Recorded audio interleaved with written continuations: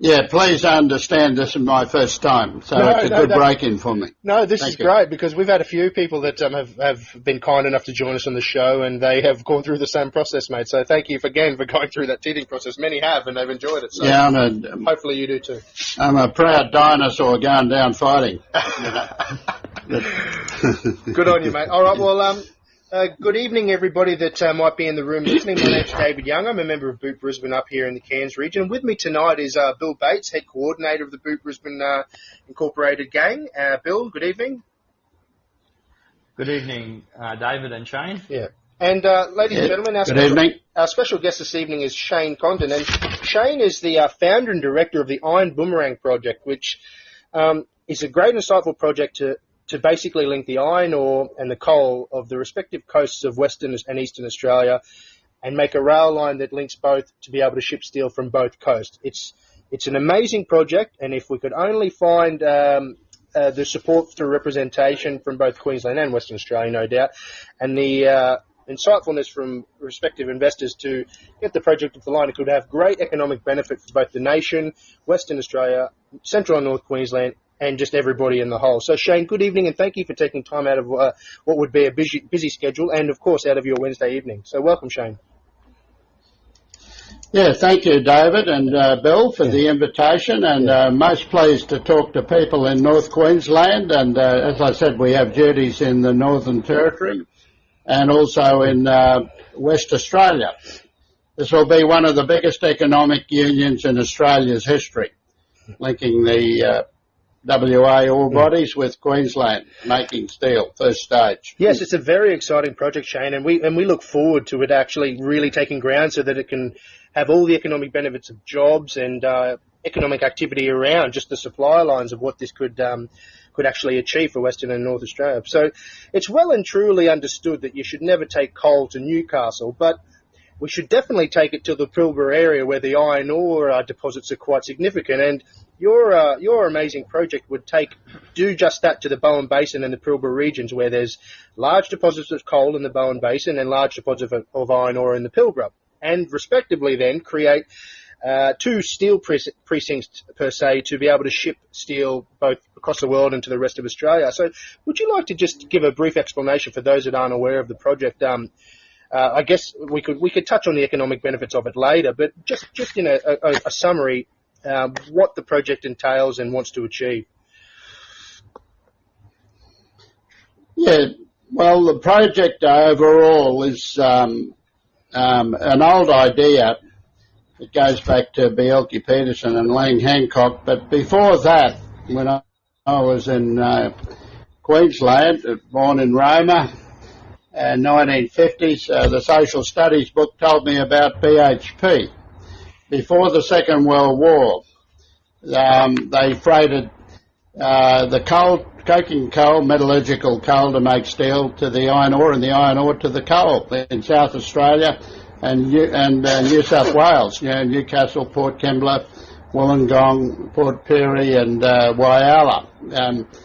And BHP pre-war, Second World War, was the most efficient steel company on earth. So it's really history repeating itself from the coastal ore bodies.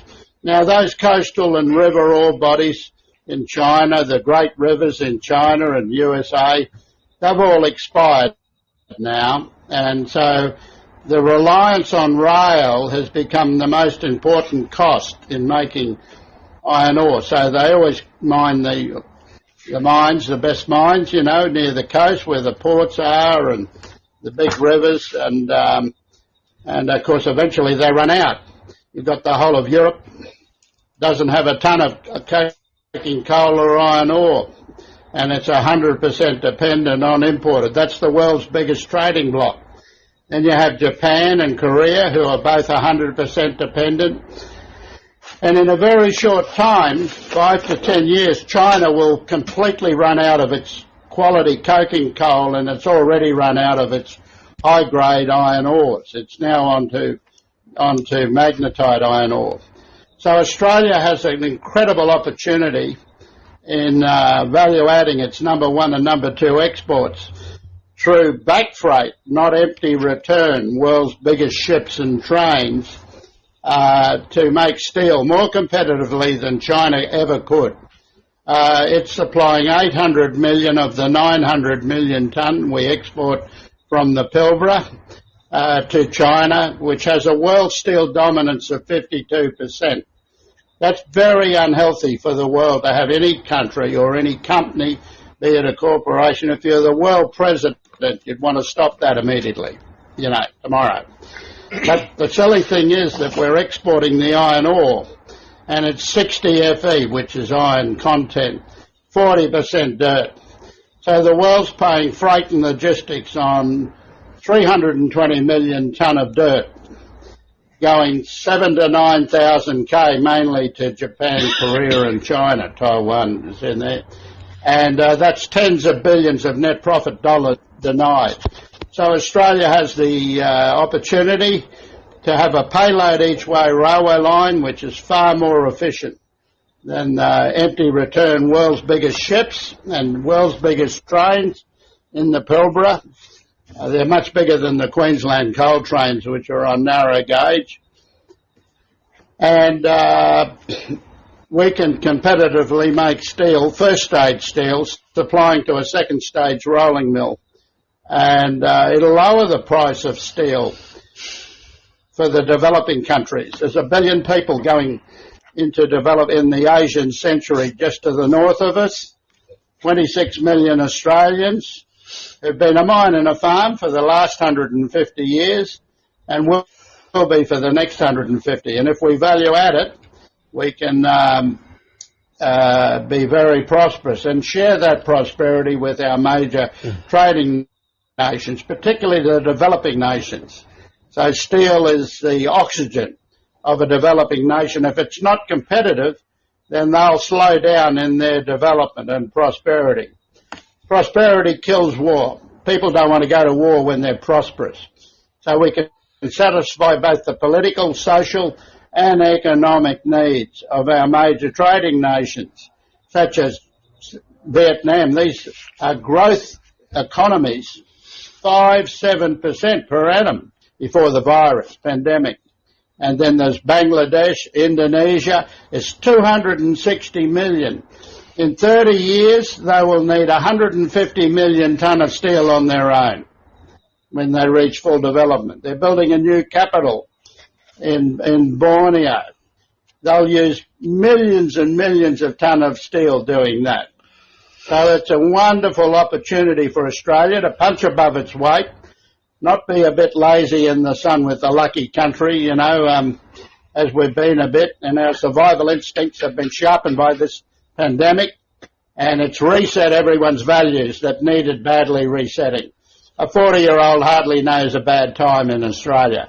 We're good people, we punch above our weight, and we're smart, and we adapt easily overseas, and we're a preferred employee, but we've been a bit lazy, and the politicians particularly have been lazy in this area.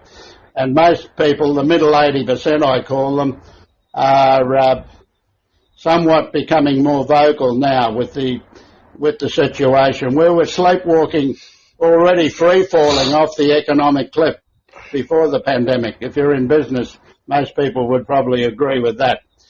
So Iron Boomerang's an incredible opportunity to lead our region and the world.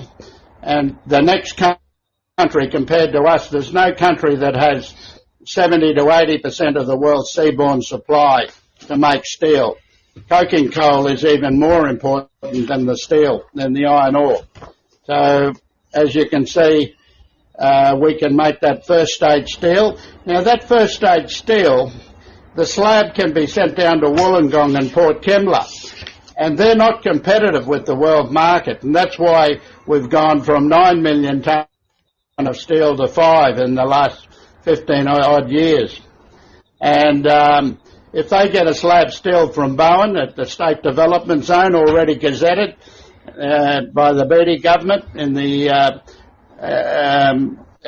so totally ready. It's an ideal location for our plants, already gazetted. So we don't have to approve. We have to comply to all the building standards like anywhere. So that opportunity, that's a rare beast in the OECD to have an industrial estate of that quality and size ready. Yeah, so there you go. We can make billions and we can share that. We need to be magnanimous with that. And Thailand, who makes a lot of our cars, we don't make any now, but we can remake electric cars. You don't need a shaft or a gearbox, and it's automated, so labour doesn't come into it. So we can start and reindustrialise Australia based on the Iron Boomerang model.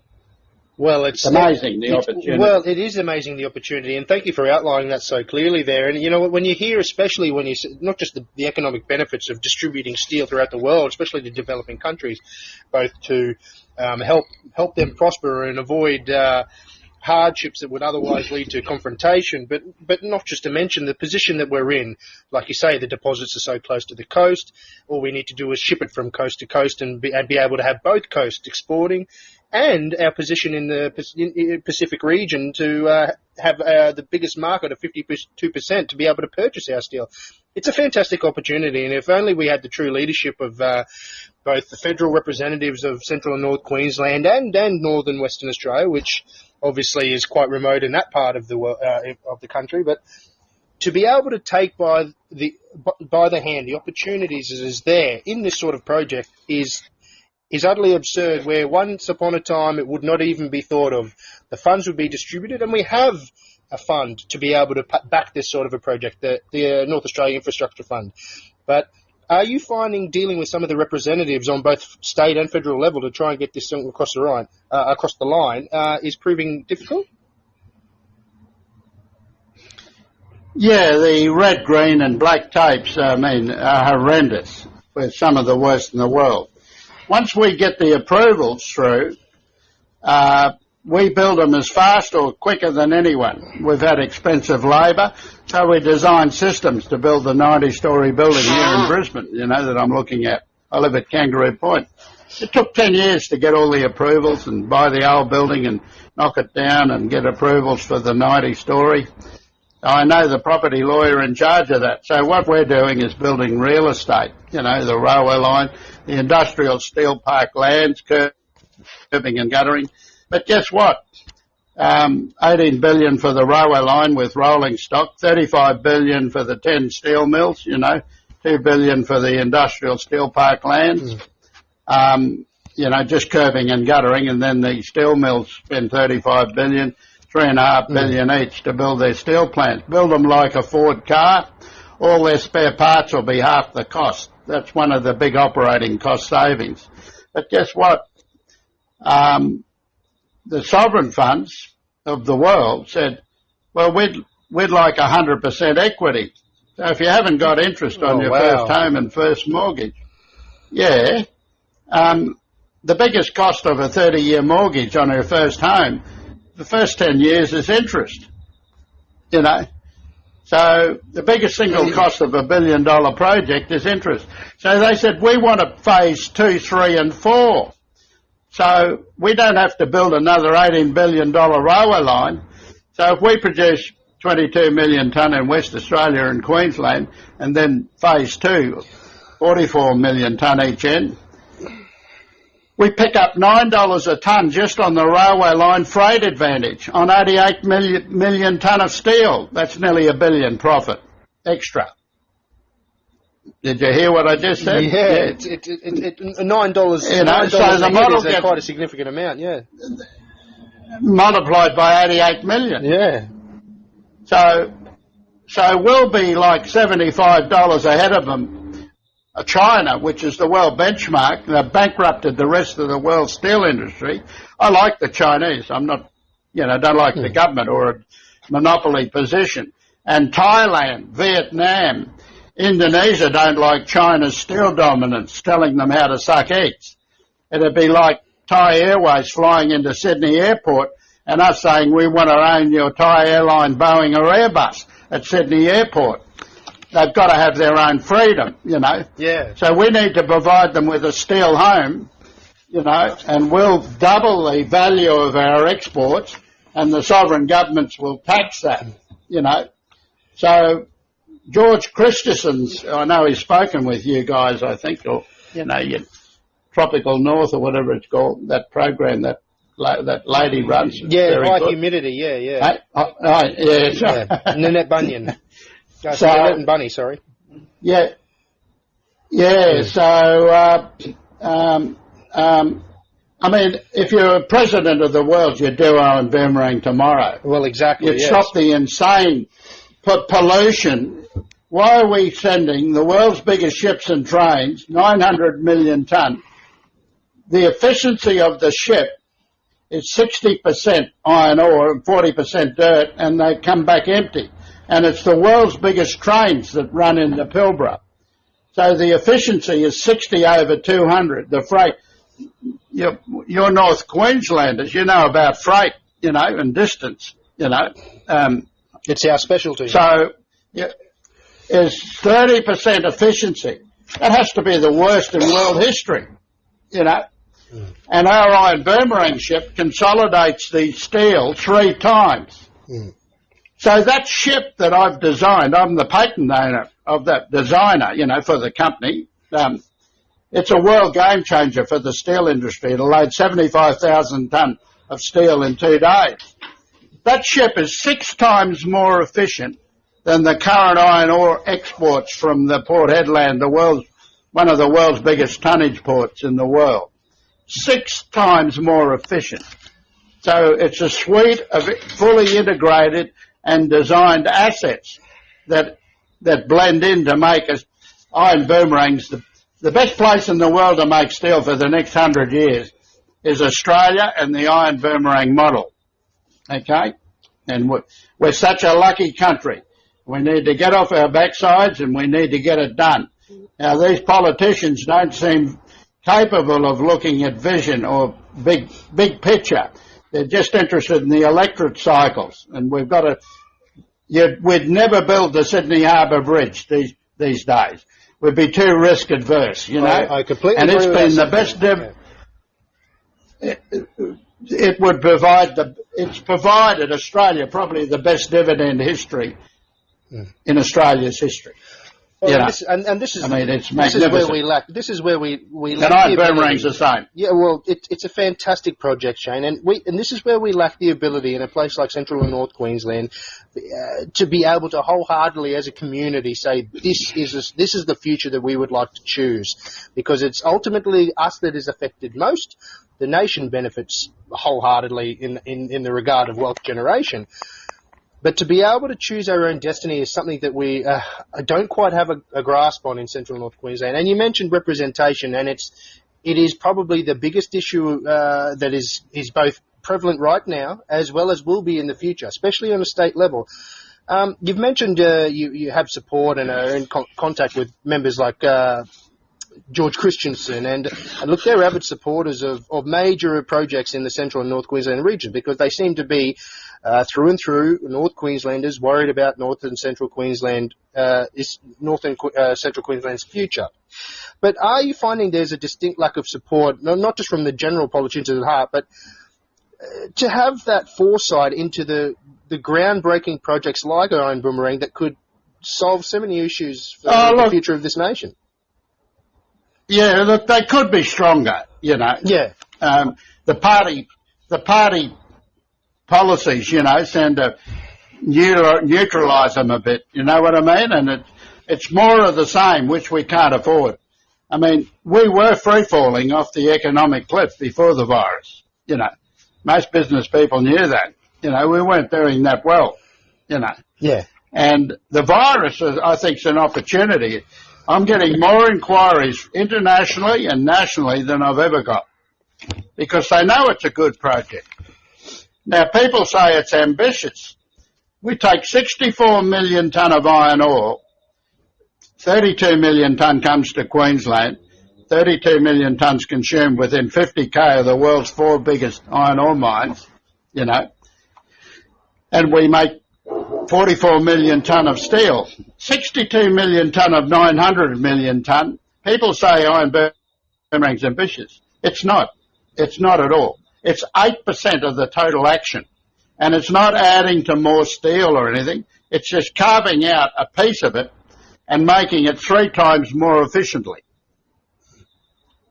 Well, especially when you get me? Yes, and especially when you, and that's just the more localized logical facts about it. I mean, especially when you say that in the next few decades, the market in the Chinese area, the Southeast Asian area, which is 52% of the market, just China alone, is actively decreasing, and they're running out of the resource to be able to make that steel. Look, I can tell you, China's bankrupted most of the world's steel. They made losses of $15 a tonne in 16 and $8 a tonne in 17. NDRC, National Development. I've met the vice director of Southern Hemisphere, the guy that signs the checks for USA bonds, and China's the banker of USA. You know, I've met him 6 times over 15 years. No, not 14 years. Anyway, so they actually acknowledge in the boardrooms of the steel mills in China, Japan and Korea, oh, you'll be the only one who can compete with us. But Australia's got to bloody commit to something. It's got to have vision and a big picture, because it's not in the electoral cycle.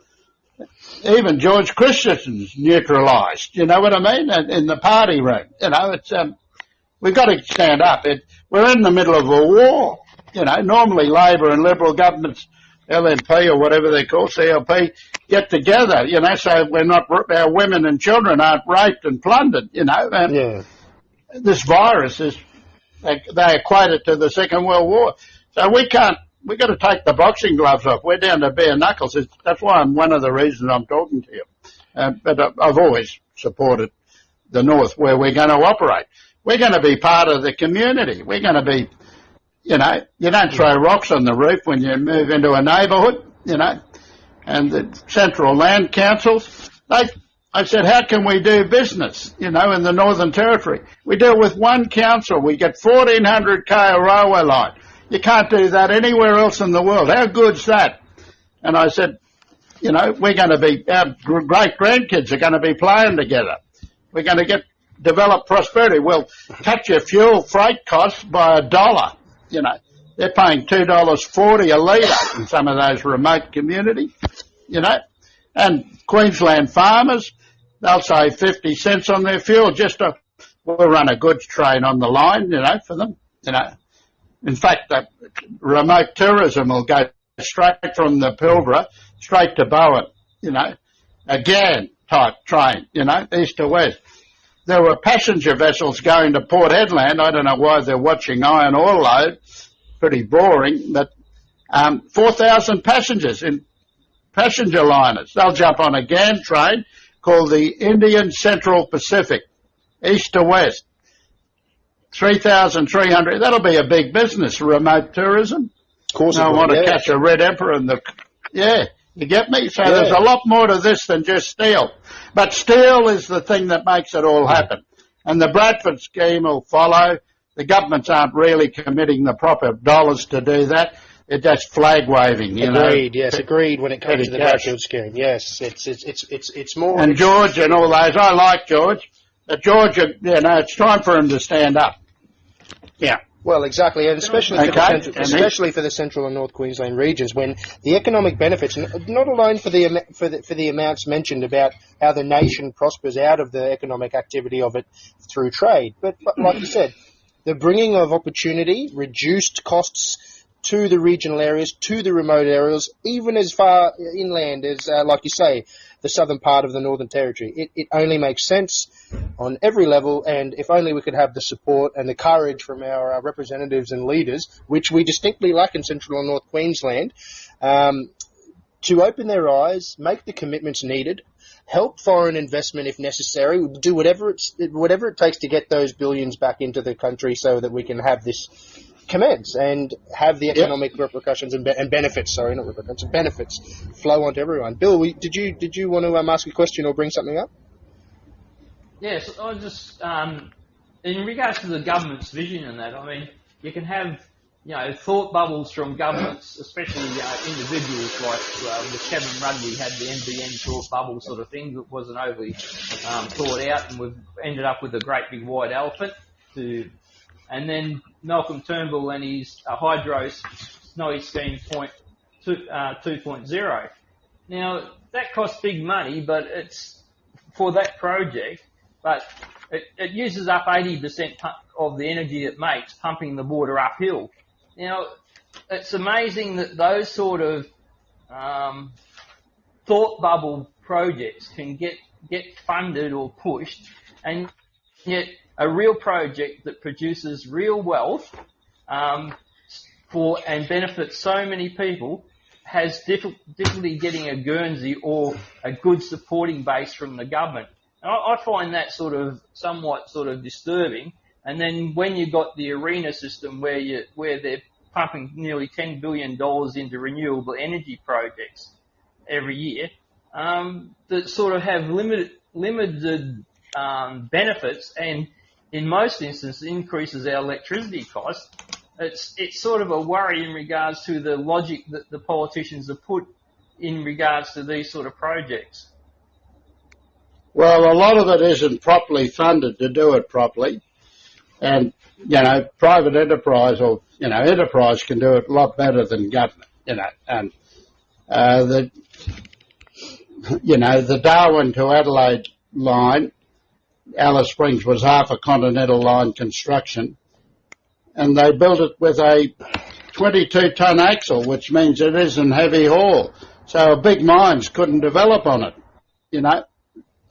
It should have been 28, 32-ton axle, And so they could have spent 2% more and had that, but now if you had to upgrade it to be a decent inland heavy haul line, you'd have to spend billions, much more than it cost originally, 60% more. So, and now it's owned by Ginseng, Wyoming, and recently they wanted to sell it to Singapore. Who in the world lets a continental line, Darwin to Adelaide, be owned by a foreigner? I'm not against foreigners. It's good if you know what they're doing, but we're just, we're not managing our assets properly. Yeah, the gate's been left open and the horse is bolted, so to speak, and then there's the inland rail and you only have to read the press, and the National Party vote is built by the McCormacks and whatever, and the CEO is a mate of mine who's in charge of the Darwin to Adelaide line, John Fullerton, before he retired as the 8-track CEO, said the economics doesn't stack up, and their own people, National Party or LNP voters, are suing the line, the corridor, and it doesn't connect to a Coles Woolies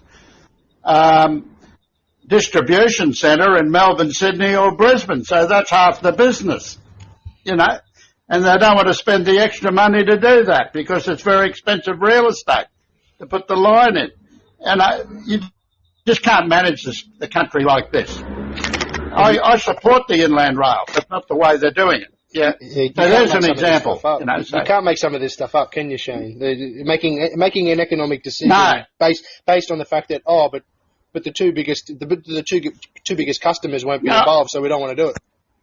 Where's the vision? No, I don't want to rubbish them. I'd rather help them. You know what I mean? But you understand where I'm coming from. Of course, it's an economic decision based on the here and the now, not for the future benefit. Yeah.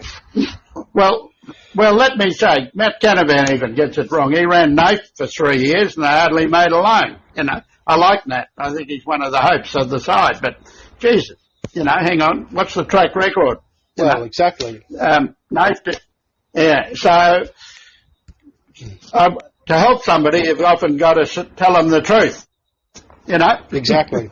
So, for instance, we'll be using our coke oven gas, which is all integrated. We'll capture the carbon, make a product out of it, lower the cost of steel, not double the cost of power like they've done for the grandmothers who can't turn on their air conditioner in summer or winter, hot or cold, because the power's 3 times dearer than it used to be, So we'll make, I was talking to Bill before and your colleague, the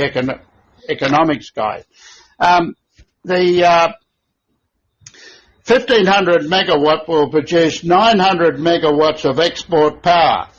There's in the already gazetted state industrial development zone, which can take big industry. So 900 megawatts at both ends of the continent, export power. We use 620 megawatts.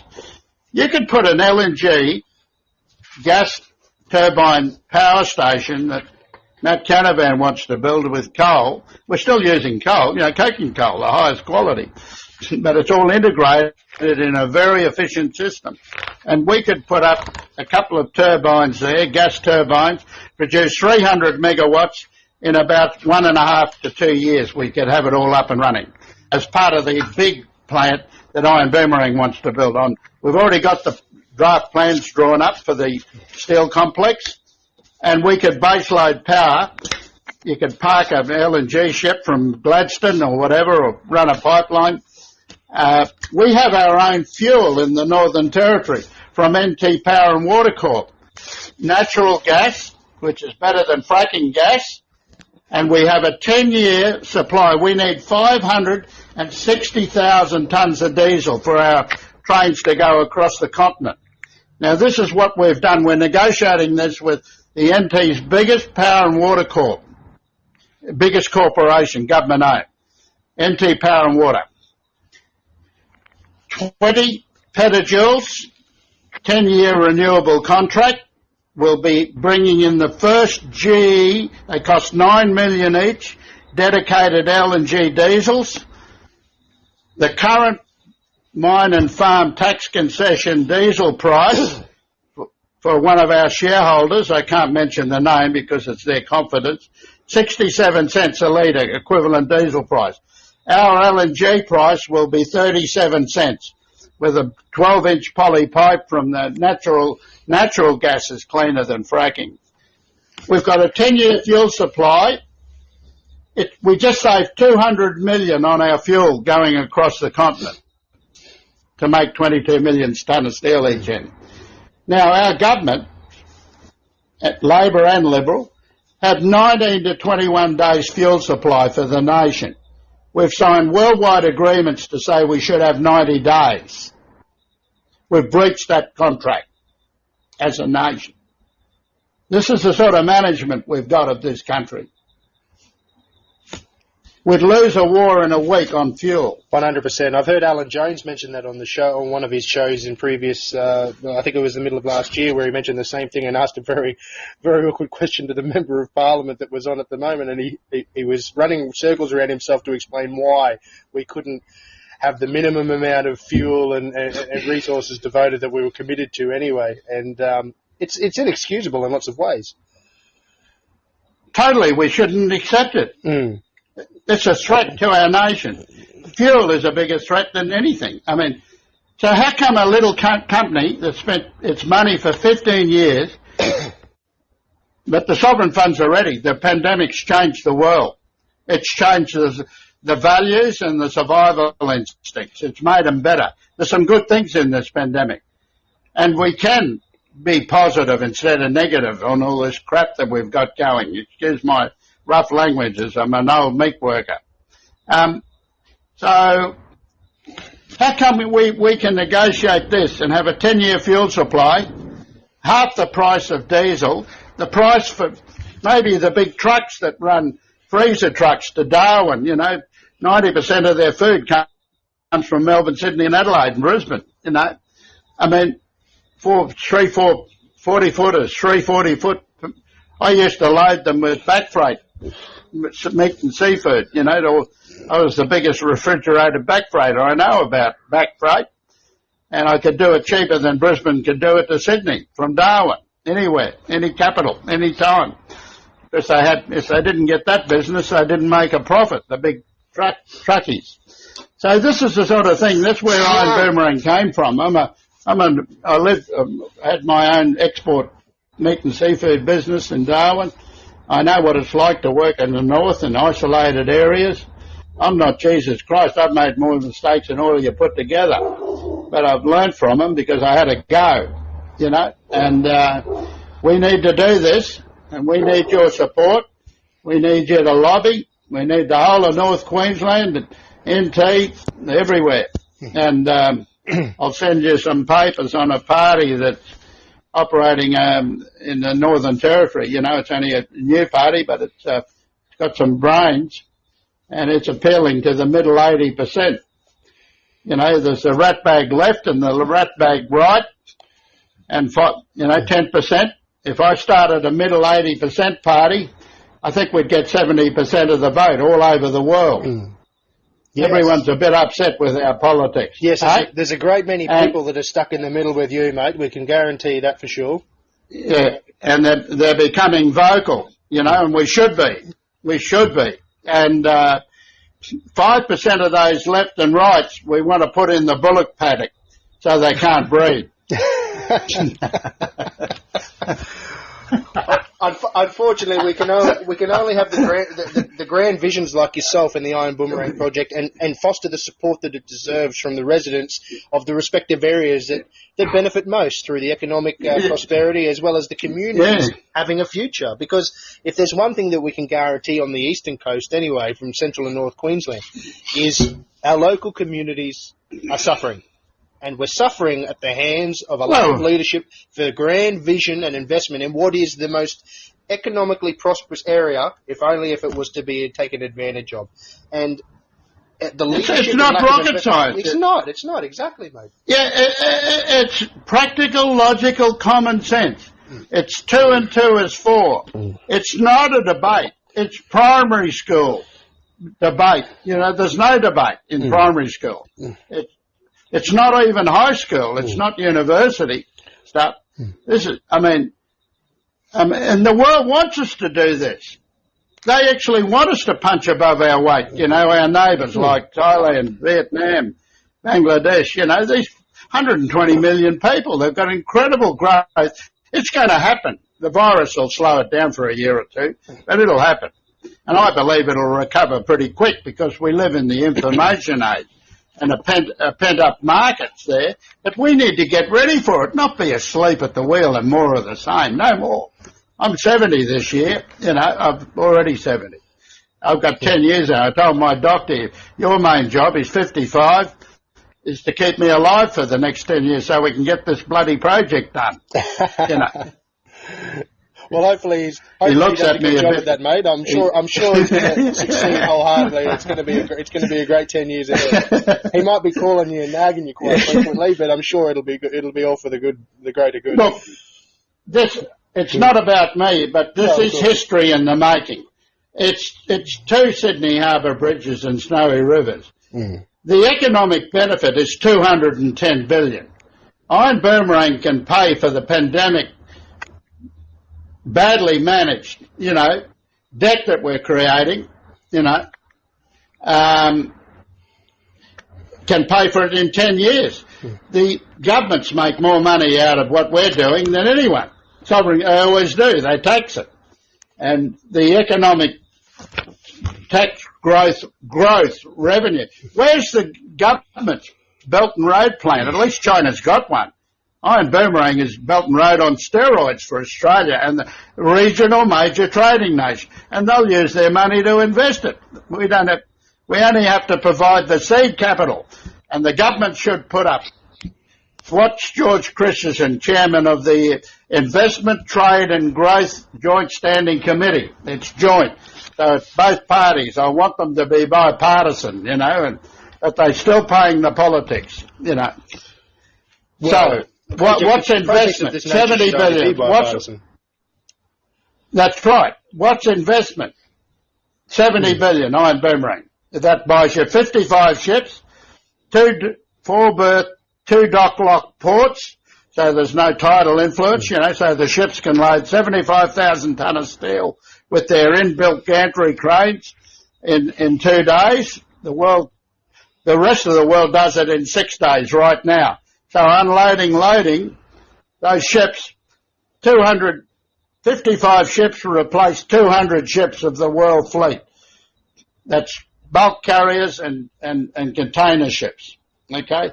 If we go to phase 4, it's 200 ships replacing 1,000 of the world fleet. That's pollution efficiency. That's cost efficiency. you know.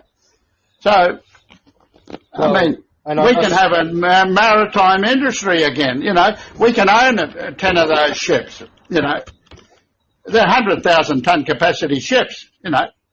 We can get, I used to export my prawns and meat from North Queensland and Darwin and Townsville and Cairns. In the 1980s, I was the biggest exporter in the Northern Territory, homegrown, $11 million a year. That was $35 million today. And on A&L, we don't have an A&L anymore. They're gone. We don't make a car. But we can reindustrialise Australia because we'll be competitive. So Blue Scope will rebuild a second stage, state-of-the-art, fully automated rolling mill. And they'll be 15 to 20% more competitive than China. At the moment, they're not. That's why they're struggling. You know, well, Shane, that's why we've gone down from 9. Shane, let's touch on briefly then. Let's touch briefly then on what a couple of times you've mentioned is economic management from our governments. We'll dismiss federal for the time being because that's something. Well, I'm not a politician, so I'm not going to tell them how to suck eggs. Well, no, of course not. No, I don't think a politician's. I'll just tell them how to run I'll just tell them how to run a steel industry. You know, because hang on, the world's top. Saul Eslake, he's a top economist, worldwide as well as national.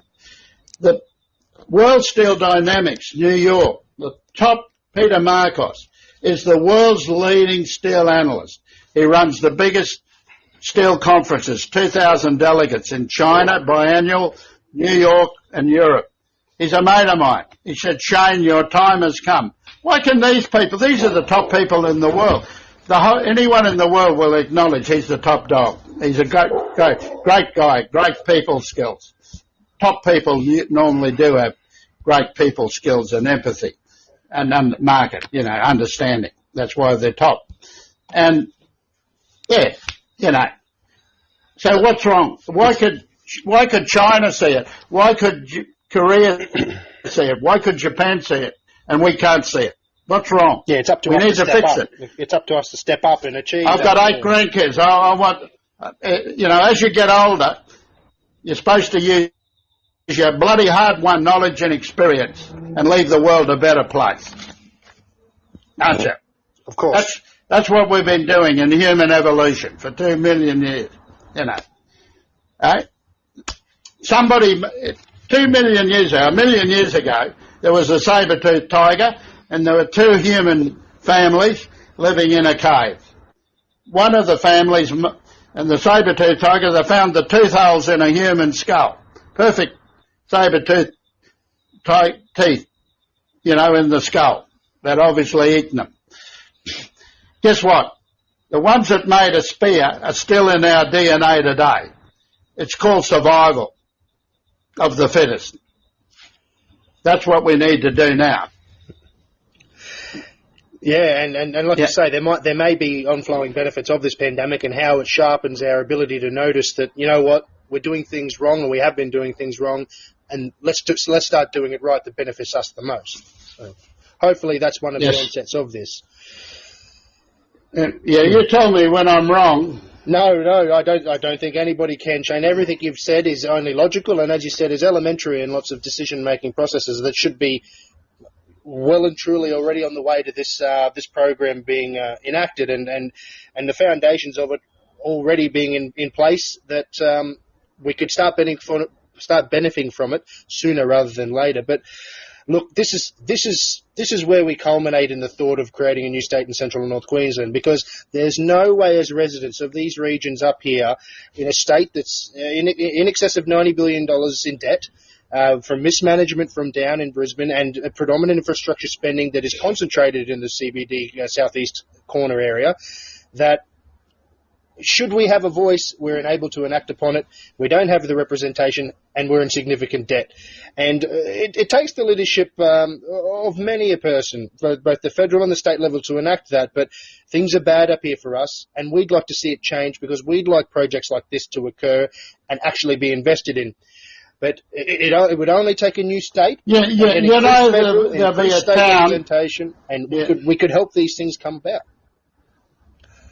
You know, the economic, I've kept it back because West Australia will get jealous and, you know, all that. But the economic benefit, the actual town at Bowen, and we've surveyed the area, will be 42,000. We've got 20,000 employed.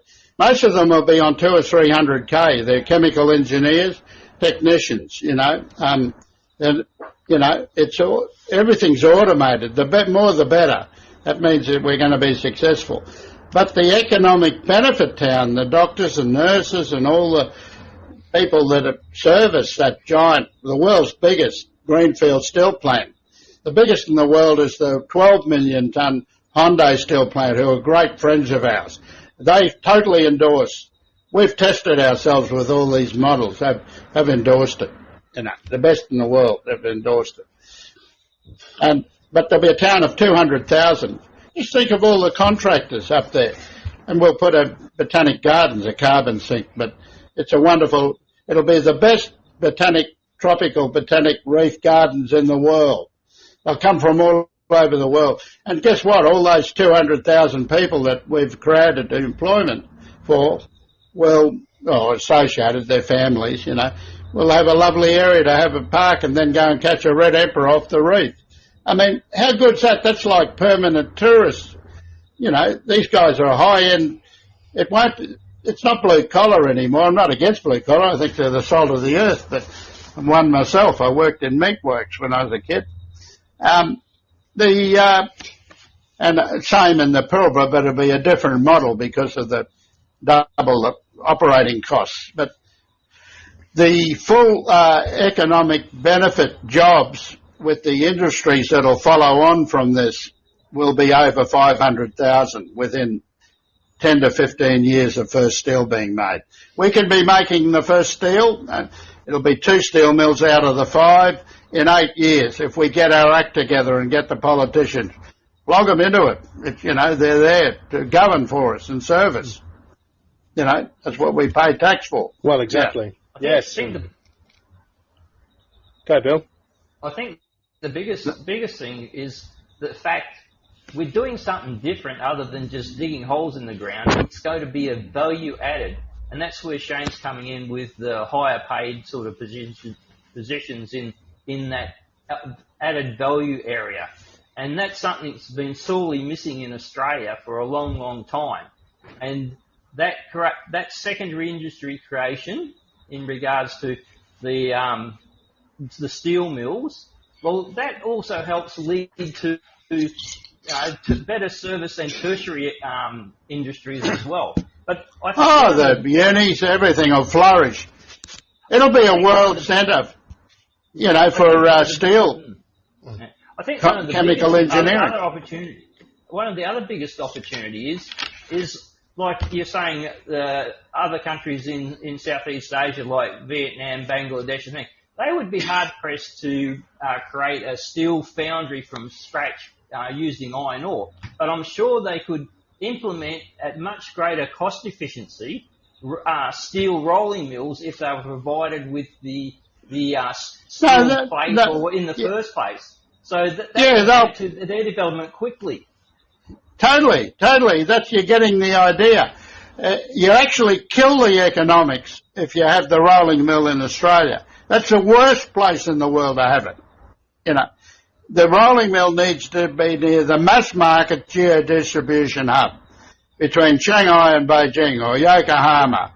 And guess what? In Yokohama and in China, they're stockpiling 70 million tonne of iron ore because of security reasons, you know. Steel is defence, but you're better off stockpiling a slab 3 times consolidated. It doesn't, you know, leak and create mud in the water and all that, you know. So it's actually better for national security. We've had discussions with those governments. They love Iron Boomerang. They just want us to do, and they're ready to fund it, the big stuff. But we've got to get the governments to put up some skin in the game. 10-year government bonds, Japan and Germany, third and fourth economies of the world were sub-zero before the pandemic. It's now below sub-zero, even lower. There's never been a better time to fund big projects. Money's cheap. And the sovereign governments want to do it directly. And they'll come and meet the George Christensen, committees. So George's committee is investment. 70 billion buys you 44 million tonne of steel production. That 70 billion can be our sovereign funds, but our super funds, the fourth biggest, 3 trillion nearly, fourth biggest fund in the world. But they're too risk adverse to invest in infrastructure. Why doesn't the government do a negatively gearing instead of on too many flats and apartments and houses? Why don't they do the first 10 years and de-risk it so we can use some of that money? I think it'd be a 90% strike of all the superannuation holders, would say we want at least 10 or 15% of the fourth biggest sovereign fund in the world, the super fund, to invest in projects like Iron Boomerang and the Sydney Harbour Bridge. Wouldn't you agree? Why don't the politicians do something about that? It's sitting in our backyard. Well, super funds in this country hold so much money, yet the last thing they do is invest in the country and wealth creation within the country. They're averse to buying into agriculture or production, like milk production. Yeah, North Queenslanders know all about that. Yep. They'd rather build stupid small shopping centres or some commercial buildings, or send the money overseas to invest. 90-storey buildings in Brisbane that are dogs. Yeah, and AMP Capital built it. Yeah. They need to be made to invest a certain amount of their capital into wealth creation projects such as yours. Of course, not all of it, but build it for the future, for the grandkids and the great-grandkids. That's what we should be doing, But anyway, the Canadian pension funds, they do much more than our sovereign funds do in Australia. The Teachers' Pension Fund from Canada, they actually are doing more than our people are. They know it's a good deal. It may be something to do with the people who sit on the boards of these superannuation funds who have come through the union system and now sitting in there and sort of, just playing silly buggers, but they're not. Those super funds are not in the hands of the best and competent investors. Best gatekeepers. So you got a few headlines there, guys, I think. Oh, mate, it's been a fantastic discussion, mate. And look, we are coming up to an hour, Shane, so we don't want to steal too much of your Wednesday evening from you. And we'll start wrapping things up. And to summarise, the best opportunity that Australia has to both benefit out of this COVID crisis is to support projects like yours, predominantly like yours as far as I can see, that builds 3,300 kilometres of rail line from the west coast to the eastern coast in the northern part of Australia, and the economic benefits continue on through the ages for at least for the foreseeable future, from ourselves to our children to our grandchildren, and both with the high current state of things in the steel industry, the benefit to be able to supply developing nations both in Southeast Asia as well as across the globe through the production of this steel to be distributed more effectively and more efficiently in ships that are built to do it in a more logical way, not shipping 30-odd % of dirt around the world. That statistic shocks me, Shane. It's ridiculous. It's 40%. 40, sorry, mate. It's 40%. Not 30. So we're literally kicking the dust around the globe when it comes to raw iron, eh? Well, the world's doing that. We're not doing it. No, of course. It's a complete... we never did it before the war. 98% of steel was made next to the mine in the world. I don't know, that figure's not available, but I'm guessing. No, of course. At least that. It's probably, when it comes to the way things were done in the past as opposed to how they're done now, no doubt it was far more logical, straightforward, and just more cost effective. So we're not smart, we're actually stupid. It's the world's biggest modern age inefficiency phenomenon ever in world history. Yeah, look, I always like to make the comment. How's that? I always like to make the comment at some point, and it's a bit typical of me, and I guess a little bit unfair. But whenever something's done a particular way and is never going to change to a certain degree when people mention it, when you discuss it, and when it's been like that for a little while, I can't help but make the comment. I bet you a bean counter's to blame for this. I bet you it made sense somewhere on a spreadsheet. Yeah. and I guess it's well, we're on a bean podcast, but exactly, yes. So I guess it's that we should discuss the bean counters. But listen, Shane, we really have we've appreciated you taking time out of your week and your evening to have a discussion with us. It's been very insightful into your project. Having myself only known the summary of what you guys are trying to achieve and how logical it sounds, just on the surface. For you to break it down, even to the point and the tonnage and the building of specific rail lines that are made to do these heavy transportation sort of shifts, and just the logical component of taking two resources from either coast and shipping a product from either coast, both to the nation and to other developing nations, which is steel, the lifeblood of any nation, especially developing nation, is absurd that you haven't had more support, and we only hope that you do find that support sometime in the future. And Shane, we can only guarantee you that should we actually have the opportunity to have a hung parliament in Queensland and our Central and North Queensland representative decide to make the choice to try and enact the commission into a new state and give us the chance to gain that representation on the federal level, we can only hope. Look, I hope it happens. I hope you get the support before anything like that happens. But we can only hope that projects like yours gain the support it needs in the future more quickly, more concisely, so that you can just do what it's supposed to be doing, benefit everybody for now and into the future. So, look, thank you very much, Shane, for joining us. Bill, did you have any finishing comments before we wrap up?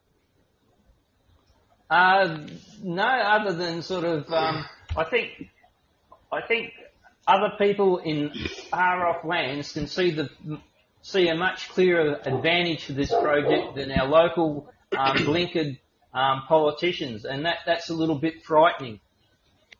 It is. It is, yes. And look, and that's not make believe. It's been going. They saw it straight away, But why? Because their survival instincts are sharper. Well, that's exactly right. And listen, you even mentioned things like the Bradfield scheme and the Sydney Harbour Bridge. And obviously Bradfield was the... that'll follow Iron Boomerang. Yeah. Yeah, they'll follow. Iron Boomerang will be the leader of it. You know what I mean? It'll follow because the Channel Country, some of the best black soil in the world. Well, exactly. But I guess the main component is, Shane, is that we need to consider that while these things like the Sydney Harbour Bridge will be left in the shadow of what this Iron Boomerang project could achieve, it takes that vision of somebody to say, look, you guys don't get it, but I'm going to build this thing 4 lanes each way. I'm going to build this thing 8 lanes each way. You don't get it, but you will. And it'll take 20 years, but you'll get it. And it only takes that vision from both our representatives and leaders to identify that the most simplest investment of $70-odd billion into a project like this could have economic benefits far into the future. And we wish you very well, and we hope it happens sooner rather than later. And we hope that as a possible new state of Central and North Queensland, free of the burden of Southeast Queensland and all their ability to drum up wealth and not build infrastructure in the areas that rightly deserve it, especially when we're the economic powerhouse of this state, we can only hope that you'll have our support soon in the future from a full suite of senators that we deserve in the federal level, and also state and federal, the whole lot, they all need to be involved. Yeah, and like you say... And we haven't got time. We've got to act on it. Exactly, right. And the time is now. Yes. So, thank you again, we're in a crisis. Yeah, thank you. Yeah. And I look at my people, Stuart Hagan, and we're happy to participate and support the North. We're not political as a commercial company. We have all people involved.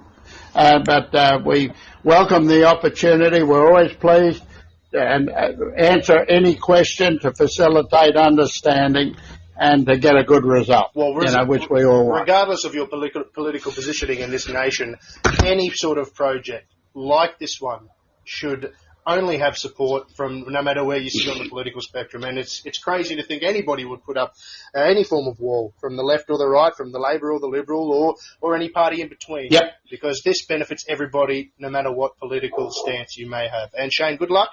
And with that, we'll wrap up tonight. We'll wrap it up and wish you well and thank you for your time. Thank you for the invitation. No worries, it's been an absolute pleasure. Thank you for the invitation and the time. And thank you very much. So, if I can have a copy of the soundbite, or is it on YouTube? Is it? We'll share it onto our Facebook pages and the Yes to a North Queensland's Facebook page, as well as bootbrisbane.com's Facebook page. And I'm sure myself or Bill can make sure to send you a link of it when we upload it later on this evening, maybe via email, so you can listen to it again if you wish, or pass it on to anyone. Thank you. No, thank you, mate. So thank you, Bill, and thank you, David. No worries. Pleasure, Shane. So good evening, everybody, and thank you for listening in. And if you're listening later on in the latter part of this week or over the weekend, my name's David Young from bootbrisbane.com. Facebook, you can follow us on our Facebook page, bootbrisbane.com. Likewise, thank you to Yes to a North Queensland State Facebook page, who has put up and allowed us to be able to use this Podbean to do this show. I'd also like to be able to take this opportunity that we have a secondary podcast, Zoom interview system that's run by Matthew Maloney, another colleague here at Boot Brisbane, and it's Northern Vibe. So you can follow Northern Vibe on Facebook. And Matthew, once a week, does a show with a guest, and they talk about the same sort of things that we've been talking here with Shane this evening. How Central and North Queensland could do better, should do better, and one of those ways, which is the best way in most people's opinion, is to create a new North Queensland state. So good evening, everybody. Look, visit our websites, Facebook pages, and learn more. There you go. It's every Monday night at 6 p.m. is Northern Vibe, where you can listen into a similar sort of discussion with another varied guest. And thank you, everybody, for listening, and good luck, and see you next week. Good night. Night. Good night.